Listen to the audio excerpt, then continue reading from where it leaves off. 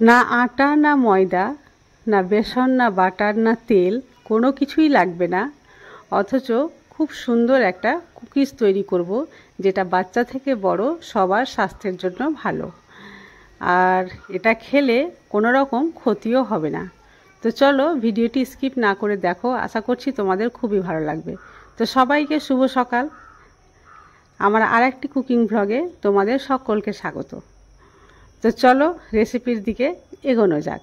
এখানে আমি নিয়ে নিয়েছি একটা মিক্সিং বোল, আর সবচাইতে প্রথমে আমি এই মিক্সিং বোলে নিয়ে নেব চিনি।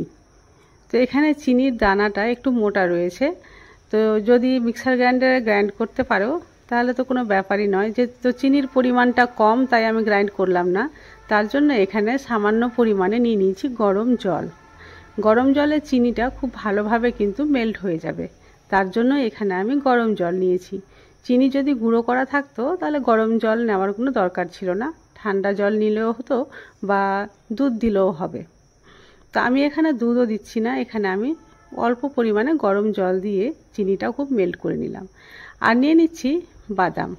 এখানে নিয়েছি আমন্ড বাদাম কয়েকটা আর পেস্তা বাদাম কয়েকটা নিয়েছি। আর খুব ভালোভাবে এইভাবে আমি থেঁতো করে নিচ্ছি। এটাকে আমি একেবারে ডাস্ট করব না, শুধু থেঁতো করব। তো থেঁতো করা হয়ে গেছে। এবার আমি চিনি আর জলের যে মিশ্রণ ছিল সেটাতে বাদামের মিশ্রণটা দিয়ে দিলাম, দিয়ে আবারও খুব ভালোভাবে নেড়ে নেব। তারপরে দিয়ে দিচ্ছি 1 চিমটে পরিমাণ লবণ। লবণ দিলে স্বাদটা খুব সুন্দর হয়।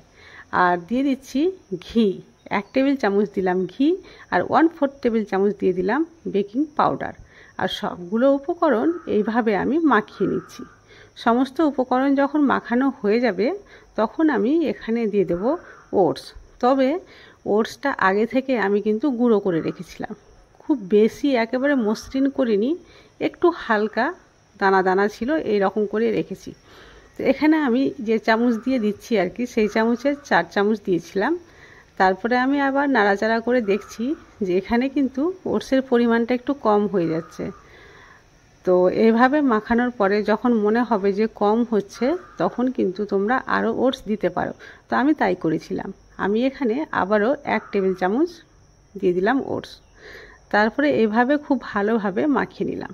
তো আজকে যেহেতু আমি এটা তৈরি করছি একেবারে সুস্বাস্থ্যকর, তো এটাতে কোনো গ্লুটেন থাকবে না, গ্লুটেন আর কি নেই। তো গ্লুটেন না থাকলে কিন্তু বাইন্ডিংয়ে খুব সমস্যা হবে। তো বাইন্ডিংয়ের জন্য এখানে আমি দিয়ে দেব গমের আটা। তো এখানে আমি 1 টেবিল চামচ গমের আটা দিচ্ছি বাইন্ডিংয়ের জন্য। তোমরা যদি গমের আটা না দাও তো চালের গুঁড়োও দিতে পারো। ব্যাস এইটুকুটাই, তারপরে আর কিছুই লাগবে না। এবার হাত দিয়ে ভালো করে মাখিয়ে নেব। চামচে আর মাখানো হচ্ছে না, তাই আমি হাত দিয়েই খুব ভালো করে এবার আমি মাখাবো। তো চলো চামচটা সাইডে সরিয়ে রেখে দিচ্ছি, আর হাত দিয়ে এইভাবে আমি মাখিয়ে নিচ্ছি।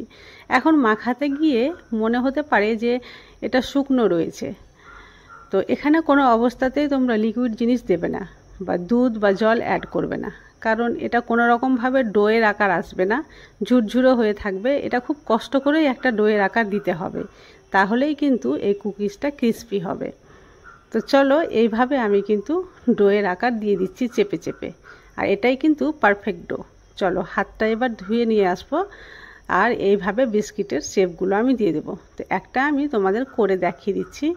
এইভাবে প্রথমে চেপে চেপে একটু গোল করে নেব, যাতে ঝুরঝুরো থেকে ঝরে না পড়ে যায় আর কি। আর হাত দিয়ে এইভাবে মধ্যেটা চেপে দিচ্ছি। এটা 2 হাত দিয়েও করা যায়। তো চলো আমি এবার হাতটা ভালোভাবে ধুয়ে তারপরে এখান থেকে ছোট ছোট করে কুকিজগুলো তৈরি করে নেব। তো তার আগে তোমাদের দেখাই যে আমি কুকিজ যে বেক করব, তো যে প্লেটে বেক করব সেটাতে আমি অল্প পরিমাণে ঘি দিয়ে খুব ভালোভাবে মাখিয়ে নিয়েছি। এখানে ঘি বা তেল যা ইচ্ছা এখানে মাখাতে পারো, তাছাড়া যদি বাটার পেপার থাকে সেটাও ইউজ করতে পারো। তো আমি এখানে ঘি মাখিয়ে দিয়েছি, আর দেখতেই পাচ্ছ কুকিজগুলো রেডি করে নিয়েছি। তো আমার এখানে মোট 6টা কুকিজ হয়েছে। তোমরা এটা বেশি করে তৈরি করে স্টোর করেও রাখতে পারো। আমি জাস্ট তোমাদের দেখাবার জন্য এখানে 6টাই করেছি। আর উপর থেকে একটা করে কিন্তু পেস্তা বাদামের টুকরো দিয়ে দিয়েছি। এবার চলো বেক করে নিতে হবে। তার জন্য আগে থেকে একটা কড়াই চাপিয়ে দিয়েছিলাম। কড়াইটা গরম হয়ে গেছিলো, তাই এটা দিয়ে ঢাকনা দিয়ে রেখে দিলাম। আর গ্যাসের ফ্লেমটা মিডিয়াম টু লোয়ে রেখেছি। আর ফিরে আসবো 20 মিনিট পরে। তো চলো 20 মিনিট হয়ে গেছে, এবার আমি এটা খুলে তোমাদের দেখাচ্ছি কতটা বেক হয়েছে আর কি। তো গ্যাসের ফ্লেম আমি বন্ধ করে দিয়েছি, আর এটা আমি এবার খুলে দেখাচ্ছি। এই যে দেখো কত সুন্দরভাবে কালার চলে এসছে, নিচেও কালার এসছে, উপরেও কালার চলে এসছে। কিন্তু এখন হাত দেওয়া যাবে না কোনোভাবে, কারণ এখন প্রচণ্ড গরম রয়েছে। তো ঠান্ডা হওয়া পর্যন্ত আমি অপেক্ষা করব। চলো ঠান্ডা হয়ে গেছে, এবার আমি নিয়ে চলে এসেছি, আর হাত দিয়েও দেখাচ্ছি তোমাদের। দেখো এবার আমি একটা সার্ভিং প্লেটে এটা সার্ভ করে নিচ্ছি। এই ধরনের সহজ সরল রেসিপি আমি প্রতিদিনই প্রায় নিয়ে আসি। তো এই ধরনের রেসিপি তোমাদের যদি ভালো লাগে তো প্লিজ চ্যানেলটি সাবস্ক্রাইব করে পাশে থেকো। আর হ্যাঁ, আগে থেকে যদি সাবস্ক্রাইব করে থাকো তাহলে তোমাদের জন্য রইল অসংখ্য ধন্যবাদ। আজকের ভিডিও যদি ভালো লাগে তো একটা লাইক অবশ্যই করে দিও। ঘরে থাকা সামান্য কটা উপকরণ দিয়ে যে এত সুন্দর ক্রিস্পি কুকিজ তৈরি করে নেওয়া যায়, সেটা হয়তো না দেখলে বিশ্বাসই করতে পারবে না। চলো তোমাদের একটা আমি ভেঙেও দেখাচ্ছি, কত ক্রিস্পি হয়েছে দেখে বুঝতেই পারছো। এই ধরনের রেসিপি তোমরা তৈরি করে অনেক দিন পর্যন্ত এয়ারটাইট কন্টেনারে ভরে স্টোর করে রাখতে পারো। আর তোমাদের বড়দের বা বাচ্চাদের যখনই খাওয়ার ইচ্ছা হবে সেখান থেকে বের করে খেতে পারো। তো আজ তাহলে এই পর্যন্তই, দেখা হবে নেক্সট রেসিপি ব্লগে। ততক্ষণ পর্যন্ত তোমরা সবাই সুস্থ থাকো, ভালো থাকো।